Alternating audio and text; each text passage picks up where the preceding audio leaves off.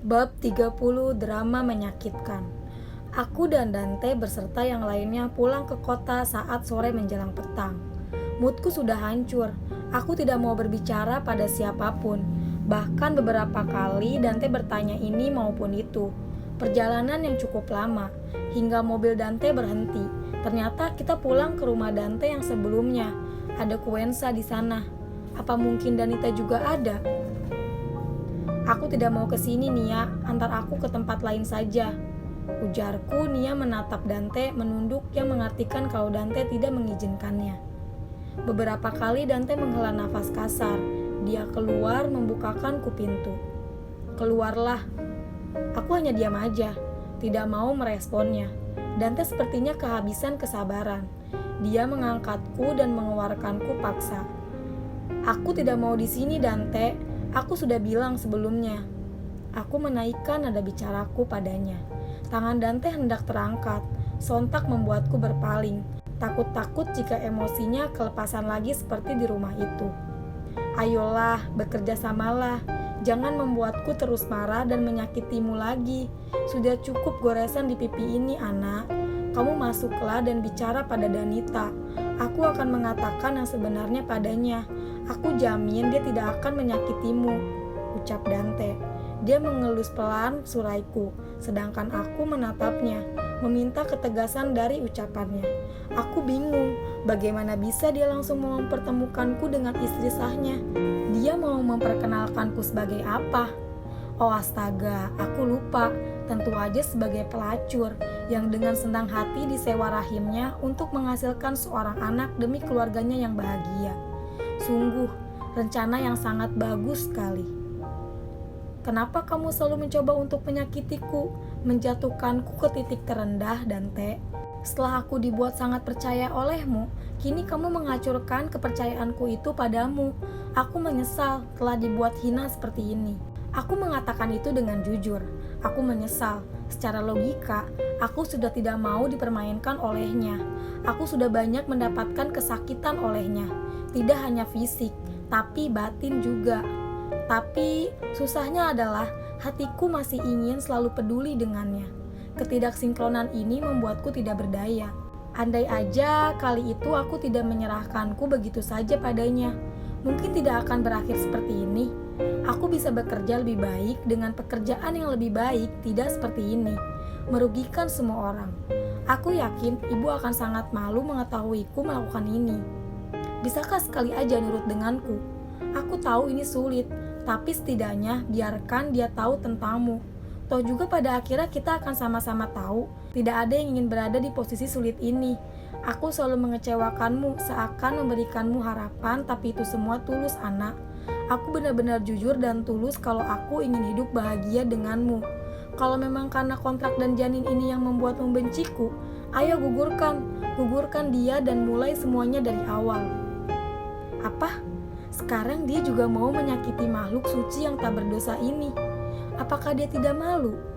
Yang akan dibunuh adalah anaknya sendiri, bukan anak orang lain. Membuatku sangat yakin kalau memang dia belum pantas menjadi ayah sama sekali.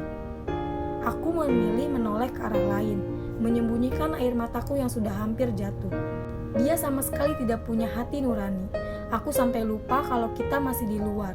Secara tidak langsung, ini disaksikan oleh bawahan Dante.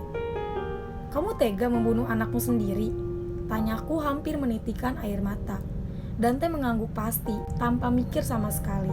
Aku akan lakukan semuanya, asalkan aku bisa bahagia. Wah Dante, sebelum kamu membunuh anak yang tidak bersalah ini, sebenarnya kamu telah lama membunuhku. Aku sudah tidak punya hak atas diriku sendiri. Baiklah, kamu ingin aku bertemu dengan Danita kan? Ayo, aku akan kenalkan diriku dengan pantas di depannya. Aku berjalan lebih dulu, masuk ke dalam rumah. Aku tidak tahu dari mana Kuensa tahu kehadiranku. Dia berlari dan memelukku. Di belakangnya ada perempuan cantik yang tersenyum miring padaku. Senyumannya mengartikan kalau dia sudah tahu siapa aku. Dante lebih dulu masuk. Dia menghampiri Danita, sama seperti pasangan pada umumnya. Ketika baru pulang dari suatu perjalanan, mereka pasti akan berpelukan. Kurang lebih sama dengan mereka. Terlebih sangat romantis di depanku. Melihat mereka yang seperti ini, aku bisa menyimpulkan kalau selama ini aku sudah tertipu habis-habisan oleh semua orang. Dante yang mengatakan kalau hubungannya dengan istri sahnya tidak akur, sekarang aku melihat kebalikan dari itu. Dan dia juga mengatakan hal yang sama. Hampir aku tidak bisa membedakan mana yang sebenarnya jujur padaku.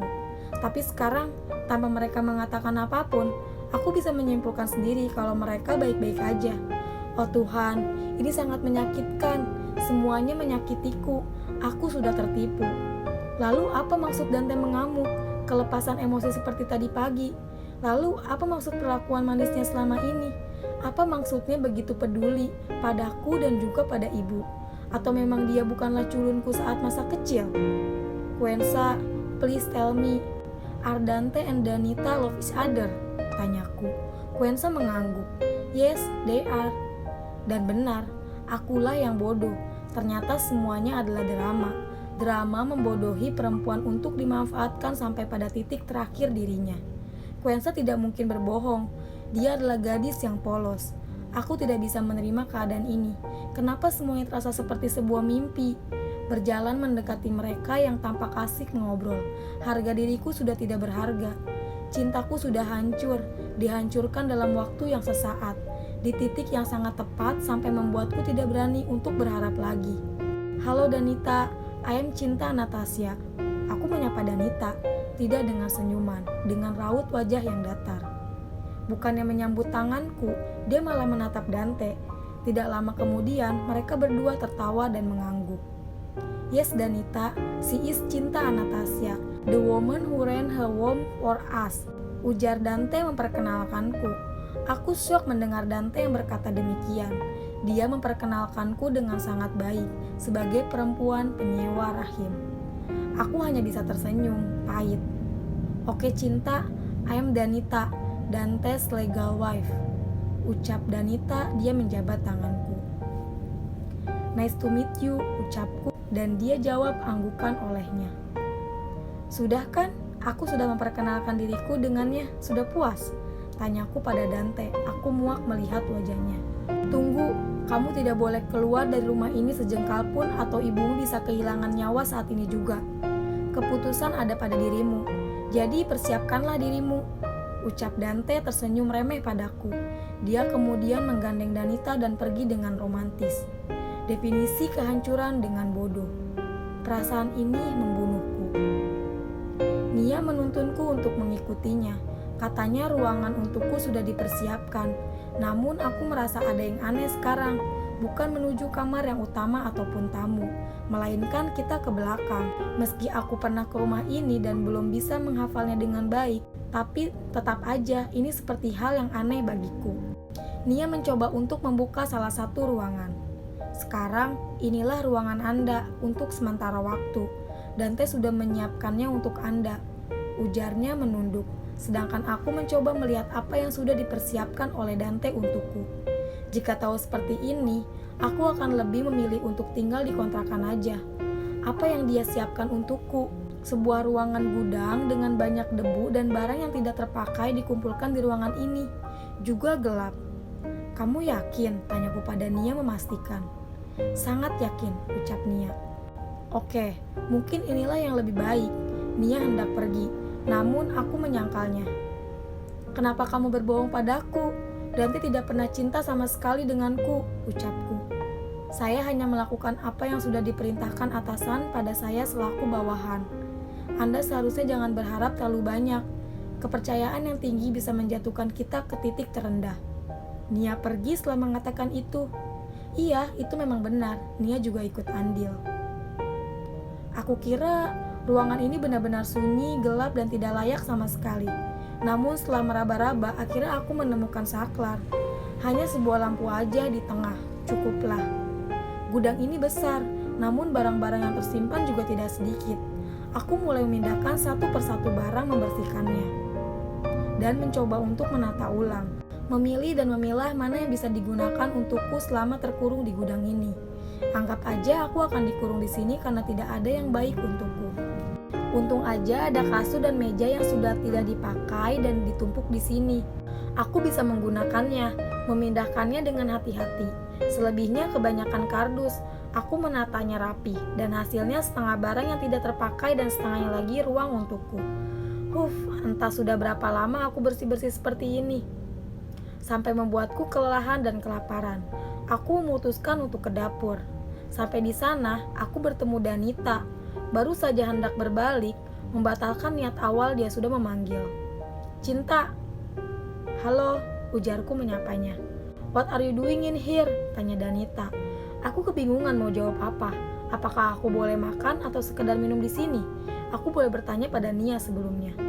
"Can I get some food? Or another drink?" "I'm hungry," ujarku.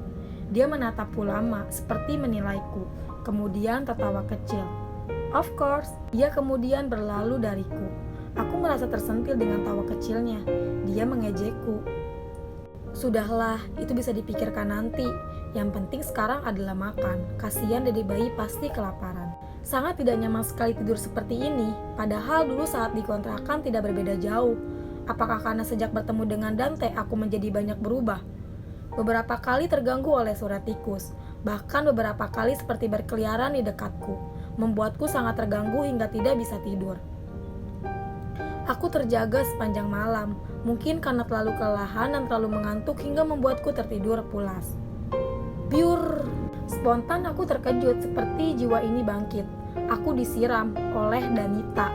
Untuk apa dia melakukan hal seperti ini padaku? Di belakangnya Nia menunduk. "Wake up!" "Ada apa Nia? Kenapa harus seperti ini pagi-pagi?" tanyaku sambil mengurangi air yang ada di kasur tempatku tidur. Untuk aku lapisi dengan kemasan plastik bekas sehingga tidak tembus ke bawahnya. "Anda harus bersiap-siap untuk bekerja sebagai pembantu rumah tangga. Cepatlah mengganti baju dan membantu yang lain bekerja," ujar Nia.